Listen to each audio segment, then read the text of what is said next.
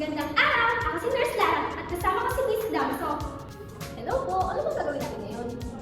Ngayon, tuturuan ko kayo sa isang pinaka-importanting karapatan ng mga pasyente. Ang karapatan na ma-inform tungkol sa inyong karapatan at tungkulin. Sino kaya ang mga karapatang ito? Correct! Si Miss Damso at ang mga pasyente. Talaga? May karapatan pala ako?